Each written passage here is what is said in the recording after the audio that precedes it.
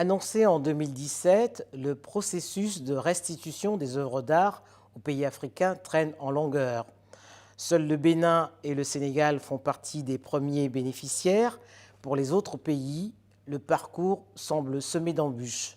Cependant, des solutions pour rassurer et contenter toutes les parties existent. Christian Kader Keïda, bonjour. Bonjour.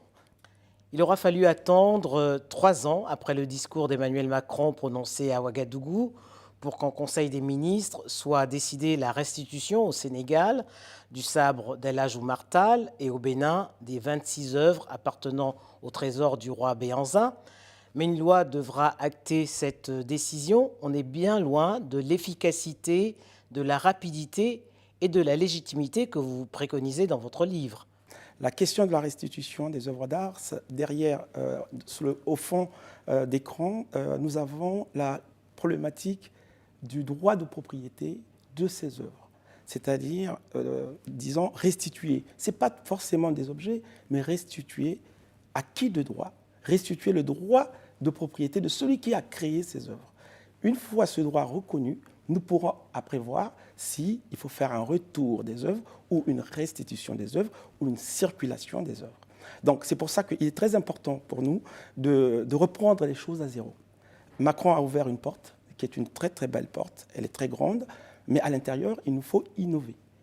On arrive, tout n'est pas placé, c'est à nous, effectivement, les intellectuels, les Africains, comme ceux qui s'intéressent à l'art africain, de pouvoir s'asseoir et trouver une solution à cette problématique qui est totalement, qui date, hein, elle n'est pas récente. Et donc, il nous faut innover dans la solution, trouver les voies et moyens et éviter de rester sur les sentiers battus. Et d'ailleurs, à ce propos, je pense qu'on s'est trompé au départ quand on a parlé de la restitution. Parce que tout à fait, on est venu voir la France pour lui dire « restituez-moi les œuvres ». Les Français ont dit bah, « écoutez, vous voulez qu'on vous restitue quoi ?» Alors, donc, il fallait déjà faire un inventaire des œuvres. Quand on a identifié une œuvre... Aujourd'hui, il y en a 90 000. Hein. Il y en a 90 000. Pour être très clair, ce chiffre est rond, ce qui veut dire qu'il n'est pas forcément précis. Disons qu'il y en a énormément d'œuvres, plus de 90 000 ou à peu près. Il nous faut savoir si les 90 000 sont tous restituables.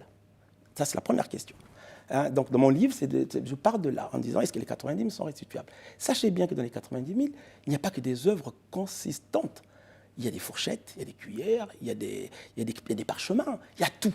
Il y a tout le patrimoine africain. Voilà, il y a tout le patrimoine africain. Donc on a vraiment besoin de travailler de façon scientifique sur un sujet qui doit être totalement dépassionné. Mais dans le rapport Sarr-Savoy, ce rapport préconisait d'amender le principe d'inaliénabilité pour les œuvres constituant les collections des musées ou appartenant à des collectionneurs. Mais rien ne garantit que d'autres pays puissent bénéficier de la jurisprudence du Sénégal et du Bénin. C'est pour ça que je suis totalement contre toute procédure unilatérale, tout bilatéralisme également. Je préfère qu'on puisse travailler de façon globale, qu'on puisse réfléchir de façon globale pour éviter qu'on ait un peu un système de clientélisme. Hein, les bons élèves ou les bons amis, ceux-là, on leur restitue ce qu'ils veulent, et les autres, pendant qu'ils se taisent, ou alors ils sont dans la cour de récréation en train de faire autre chose au lieu de s'occuper de leur culture, ceux-là, on ne s'en occupe pas.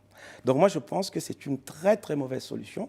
Le bilatéralisme dans ce domaine n'est pas du tout une garantie de réussite, de solution globale pour une problématique comme la restitution. Je propose de pouvoir statuer de façon globale. Un statut spécifique. Voilà, tout à fait, Denise. Moi, je propose que la France puisse, par une loi générale, essayer de créer un statut spécifique à ces objets. Oui, mais qui d'après vous, du détenteur de l'œuvre actuellement ou du pays spolié, peut définir le statut spécifique d'une œuvre? D'abord, ces œuvres, on les a identifiées.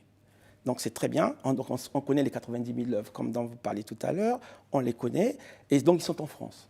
Donc c'est la loi française qui s'applique, la lex sera citée, comme on dit en matière d'objet, c'est là où se situe l'objet que la loi doit s'appliquer. Nous allons effectivement accepter cette loi, donc c'est la loi française, c'est à la France de pouvoir faire une loi qui montrera sa bonne volonté politique, parce que vous savez, la décision vient de Macron, donc la bonne volonté politique de la France pourrait effectivement s'illustrer par le fait que la France va faire une loi qui va donner un statut spécifique à ces objets. Ces objets vont donc être, je dirais, marqués d'un sceau rouge, qui voudrait dire que nous connaissons ces objets, ils appartiennent à aucun pays, ils ont un statut supranational, et ce qui permettra effectivement derrière de pouvoir décider de leur sort. Et pour vous, peu importe le lieu où ils sont, ou en Afrique ou en France. Tout à fait. Peu importe les lieux où ils sont. Pourquoi? Parce que cette liste-là, après inventaire, tout le monde pourrait en avoir accès. Les objets qui seront dans cette liste seront inaliénables et insaisissables. Donc on retrouve effectivement ce caractère sacré, entre guillemets, qu'on en veut donner à ces œuvres, ce qui éviterait que demain matin, on les retrouve sur le marché de l'art ou, par exemple, à cause des guerres, à cause d'autres, je dirais, d'autres problématiques, on puisse les retrouver complètement pillés ou spoliés et ça sera perdu pour tout le monde. Donc pour ça, on dit statut spécifique. Et qu'est-ce qui va décider, Denise, des sorts de ces objets? Ça sera le CIC. C'est là où la deuxième... Un comité interculturel. Tout à fait, Denise. Nous proposons un comité interculturel. Ce sont des gens qui sont spécialisés dans l'art, ce sont des conservateurs africains, ce sont des conservateurs européens, ce sont des écrivains. Oui, mais la critique qu'on entend souvent, Christian Kader Keita, c'est qu'en Afrique, personne n'est formé pour parler de ces œuvres-là. Quand on est très loin de la forêt, on a tendance à penser que tous les arbres ont la même couleur. Et ça, c'est vrai. Si vous vous approchez de l'Afrique, vous verrez qu'il y a des conservateurs de musées en Afrique. Vous allez au Sénégal, vous avez le musée de Gorée.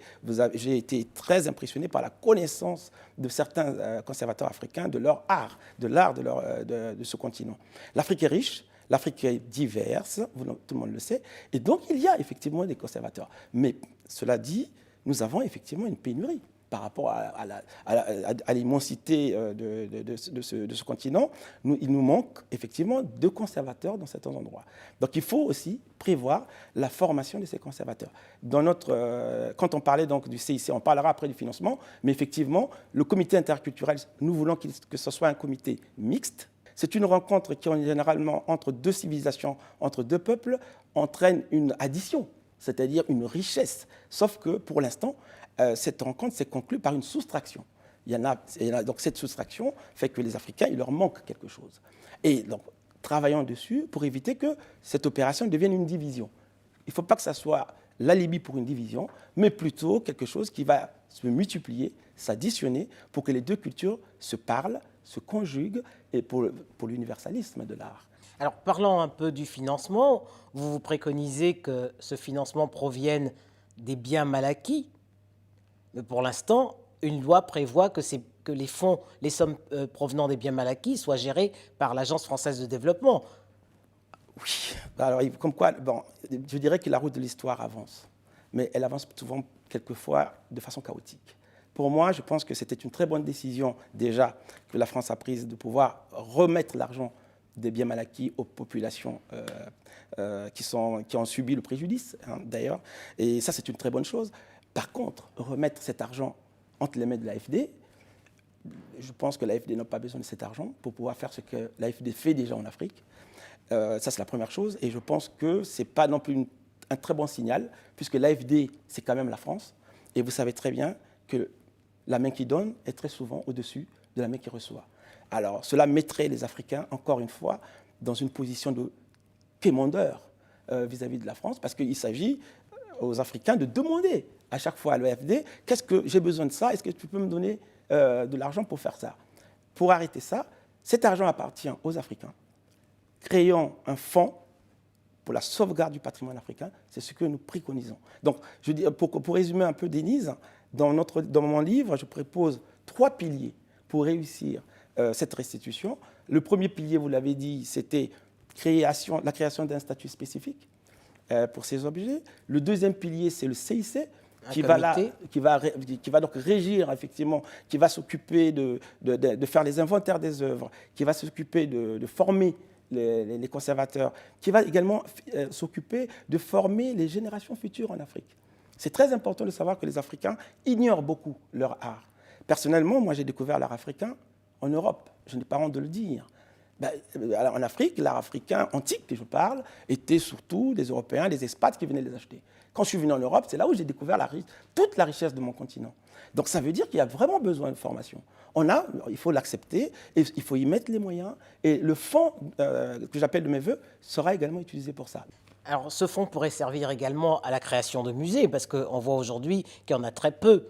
Les récents musées sont au Sénégal, au Bénin, enfin, pas encore au Bénin, parce qu'il y en a un qui est prévu à Abomey, mais au Togo, mais également à RDC. Vous préconisez qu'il y ait un musée panafricain ou des musées régionaux. Tout à fait. Mais comment on procède? D'abord, première réflexion, quel genre de musée pour l'Afrique?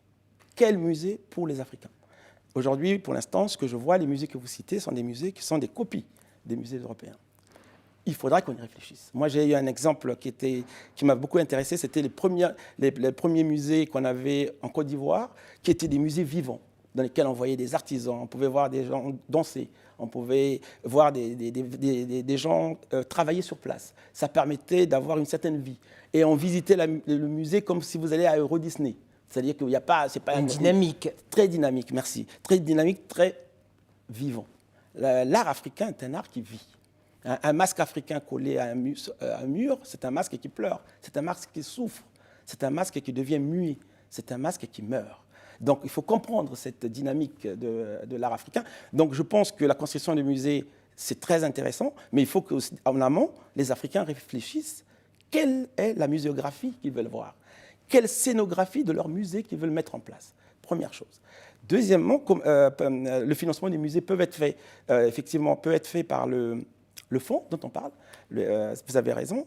Et moi, je me dis, attention, quand on commence à réfléchir sur la création des musées à partir d'un fonds qui est un fonds qui appartient à tout le monde, il faut peut-être commencer à réfléchir qu'un musée national n'est pas forcément l'objectif à atteindre pour les œuvres d'art qui, au départ, étaient des œuvres d'art qui appartenaient à des peuples transculturels et transfrontaliers. Donc, pensons plutôt à des musées subrégionaux, et effectivement, moi je pense à ça, des musées de l'Afrique centrale, musée Congo qui comprend le Congo-Brazzaville, le Congo-Kinshasa, l'Angola et le Gabon, puisque ces peuples sont là, le musée Soniké qui aura une partie du Mali, une partie du Sénégal, une partie de la Mauritanie, parce que ces peuples sont là et seront ravis de faire connaissance à leur art. Avec leur art. Une dernière question pour finir, Christian Kader Keita. La Belgique également s'est engagée dans cette voie de restitution des œuvres prises par la force, par la violence et acquises de manière illégale à la RDC. Elle s'est fixée comme date butoir 2024. Qu'est-ce que vous pensez de la méthode belge? L'exemple belge est un exemple peut-être qui pourrait inspirer d'autres pays, pour ne pas citer la France, d'autres pays, parce que là au moins on a un engagement réel. Vous savez, quand Macron a fait son engagement, on s'est dit c'est peut-être que des incantations. Et pour éviter que ça soit des incantations, il faut mettre un agenda. Et les Belges ont compris. Et je suis ravi de cette initiative belge. Et j'espère que les autres suivront. Merci Christian Kader Keita. Merci beaucoup Denise.